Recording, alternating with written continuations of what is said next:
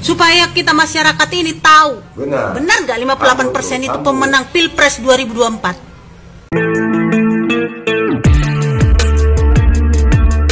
Assalamualaikum warahmatullahi wabarakatuh. Pendukung Jokowi adalah pendukung Prabowo. Pendukung Prabowo juga sekarang mendukung kinerja Jokowi.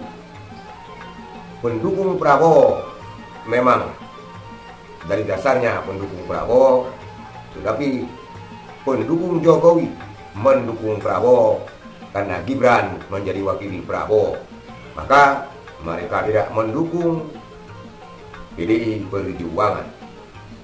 Kali ini seorang ibu rumah tangga, pegiat media sosial, mengatakan bahwa bagus dan sangat bagus Tupera ataupun Tapera, maksud saya Tapera, untuk menguji benar tidaknya Prabowo Gibran menang 58%. Maka Tapera disarankan untuk yang 58% agar tidak dawa-dawi menerima apa yang disodorkan oleh program Jokowi tentang Tapera, untuk mengklirkan bahwa benar Prabowo menang 58% katanya. Kita lihat videonya. Sebenarnya bagus loh program Tapera ini dikhususkan buat pendukung 02. Supaya kita masyarakat ini tahu benar nggak 58% itu pemenang Pilpres 2024. Supaya masyarakat itu bisa bertanggung jawab atas pilihannya di Pilpres ini. Jadi ini buat pelajaran untuk 5 tahun ke depannya, supaya tidak sembarangan asal memilih paslon yang mereka dukung. Itulah seorang netizen, ibu rumah tangga, pegiat media sosial. Memang unik karena netizen ada saja ulahnya. Tapera dikaitkan dengan 58%.